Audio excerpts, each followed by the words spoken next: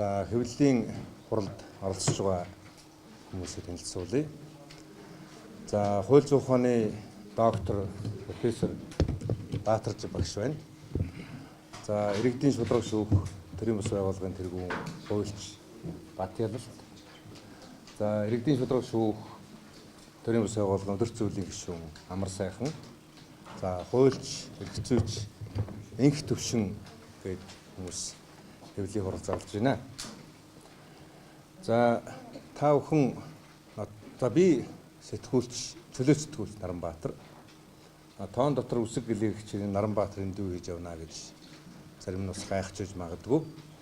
За 2 жилийн өмнө хоногийн зээл буюу зээлийн боолууд гэж нэвтрүүлэг хийж одоо нийтдээ бол харьцангуй цөөн хүн амтай одоо улсын хэвлэлийн зах зээлийн хувьд бол дажгүй хандалттай. За тэгээд төр засгийн төвшөнд үр дүн хүрсэн зээлийн хоногийн зээл буюу зээлийн боолуудын нэвтрүүлгийг Батялалт битэр хийж нэлээ олон хүмүүсийг өрнөөс салгаж зарим одоо шүүхийн шийдвэр юмнуудыг одоо зөв талаасаа гаргахад нөлөөсөн одоо юм юмнууд хийж байсан.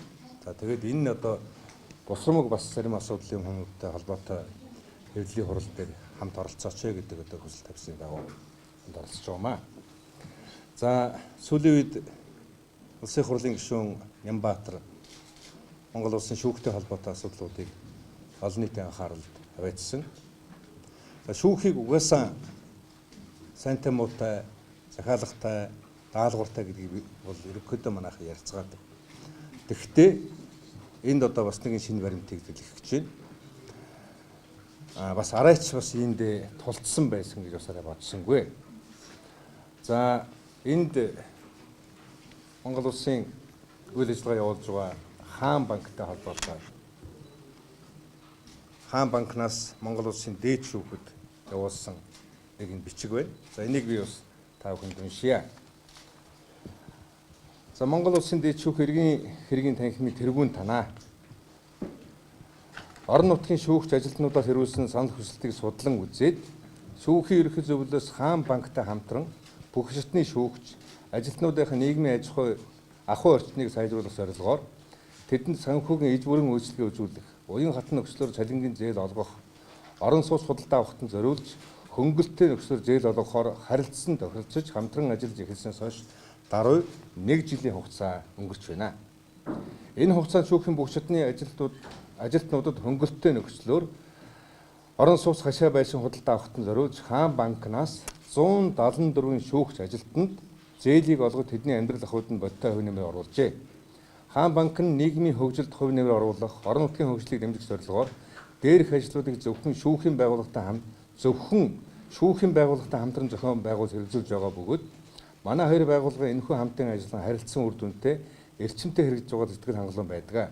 Цаашдаа хамтын ажиллагаа маань улам өргөжин тэлж илүү их нөөц боломжийг ашиглаж чадна гэдэгт бид бүхэн итгэлтэй байна. Эрхэм шүүгч танд өөдрөг сайхан энэхүү үйлсийг дуулгахын ялдамд манай банктай холбоотой орон нутгийн нэгэн шүүхийн байгууллагын шийдвэрлсэн иргэний хэргийн хууль бус шийдвэртэй холбоотой асуудлаар хандаж байгаадаа хүчил өчьё гэдэг. За тэгээд энд процесс нь явж.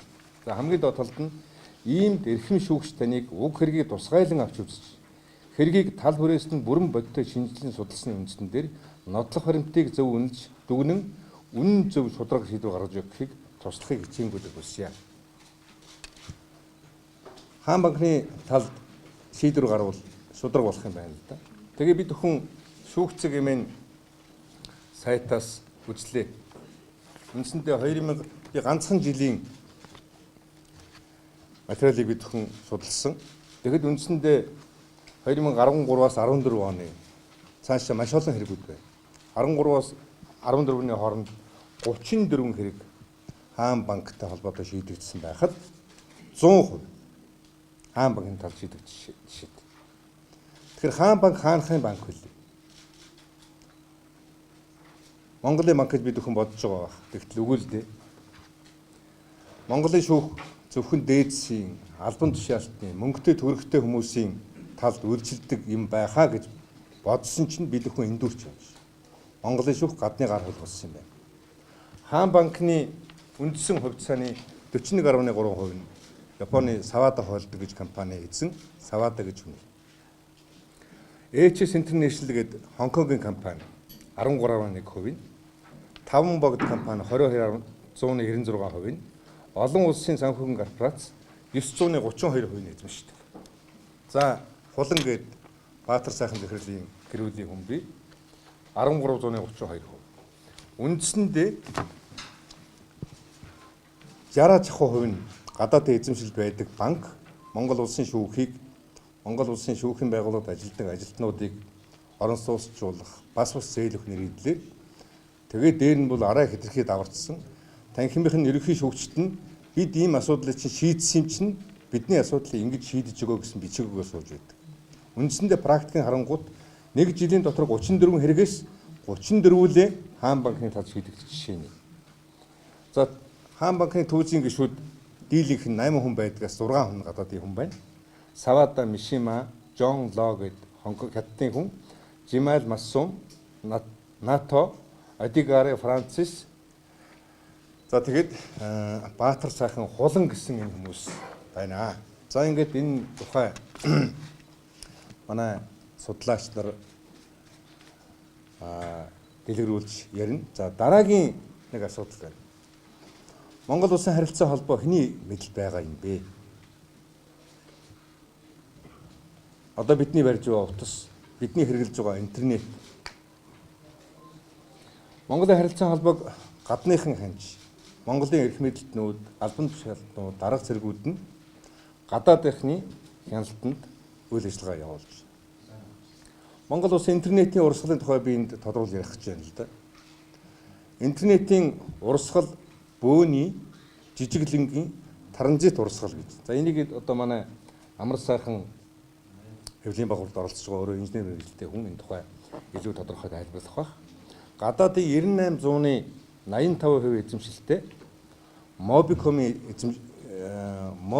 эзэмшдэг Mobicom Network компани одоо энэ Монголын интернетийг дэрчигт нь хянаж байгаа тухай бас энэ ноцтой мэдээлэл дуулгая гэж.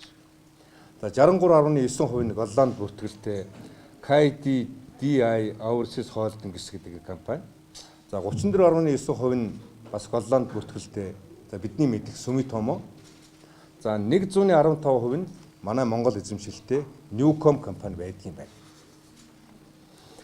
За транзит гэхээр та бүхэн бас зарим нь сайн ойлгохгүй байж магадгүй.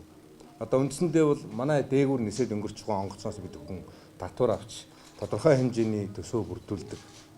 За тэгвэл одоо энэ интернетийн транзит урсгал гэдэг нь Европ, Азийг холбосон манай улсын газар зүйн барилттай холбоотой ийм урсгал юм аа.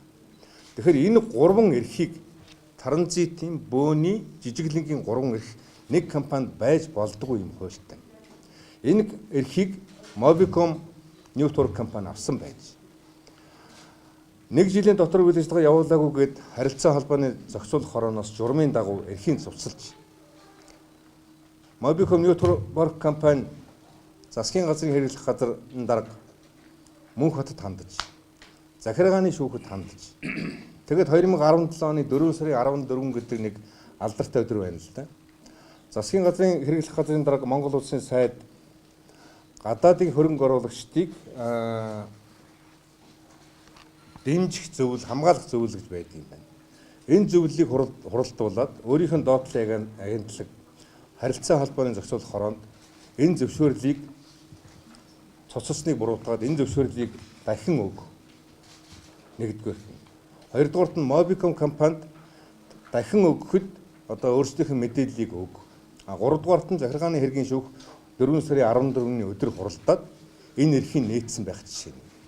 Үндсэндээ бол одоо бид бүгдийн дамжуулж байгаа интернетийн бүх мэдээллүүд төрийн ордонд гэлтгүй. Угаасаа Монгол Mobicom хэдэн хэрэглэгчтэй байлээ. Одоо бидний бүх мэдээллийн урсгал гадаадынхны хяналтанд байна гэдгийг энэ бас хэлхэн зүйтэй гэж бодож байна. Ямар ч бяртай улсууд байдгийн нэг өдөр хуралдуулаад шүүхтэй юутай хайтын шийдвэрийн нэг үсэн гаргачихсан юм байна.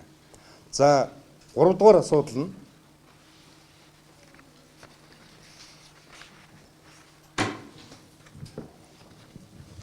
жил гаруйхны хугацаанд Монгол улсын сангийн сайд хийхдээ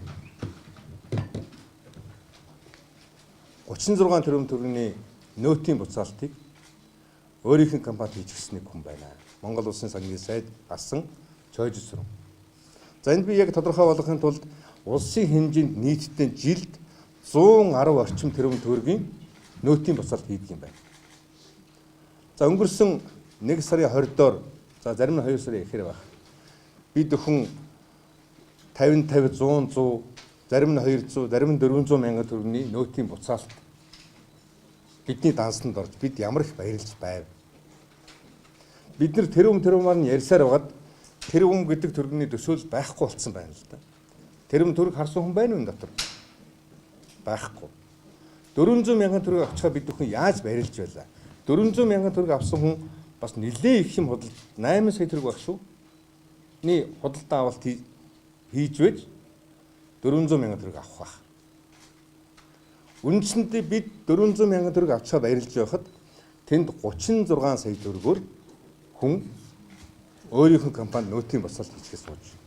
Сангийн сайд, гайлын, татврын агентлагууд нь доор нь байдаг. Тэрийг нотолж өгдөг сангийн сайд. Өнгөрсөн жилүүдэд олон улсын валютын сангийн хөтөлбөрт орно. Хүүхдийн мөнгө олгохгүй гэдэг. За энд би бас тодорхой зүйлүүдийг хэлье. Нийтдээ 2017 онд сая 43 мянган хүүхдэд олгох 104.5 тэрбум төгрөг. Эндээс 28 тэрбум төгрөг дутчихад байна. Бид нар энийг бүрэнгүйст олгохгүй. Олох боломж байхгүй.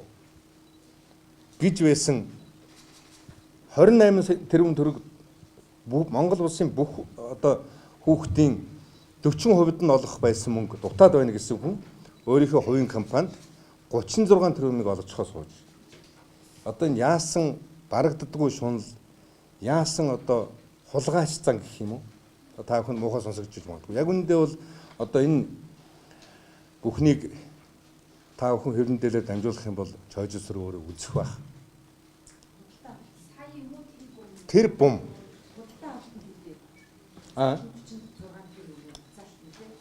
Үндсэн буцаалт нь нөөцийн буцаалт нь 36 тэрбум гэдэг бол үндсэндээ бол энэ 10% шүү гэсэн үг шүү дээ. 10% нь буцна гэхээр энэний ард нь дахиад яах юм бол миний толгой хөрөхгүй. Хэдий их найдаар тоологдох юм. Тэгэхээр ийм боломж болцоо бол нэг компанийн хувьд байх боломж болцоо байхгүй юм аа. 36 тэрбум төгрөг бид хүн тэрбумаар нь ярьсаар байгаад 36 сая төгрөгч хэцүү шүү дээ. Яг ингээд тавиад харахад. Тэгэхэд 36 тэрбум төгрөг гэдэг бол 3 тэрбумаар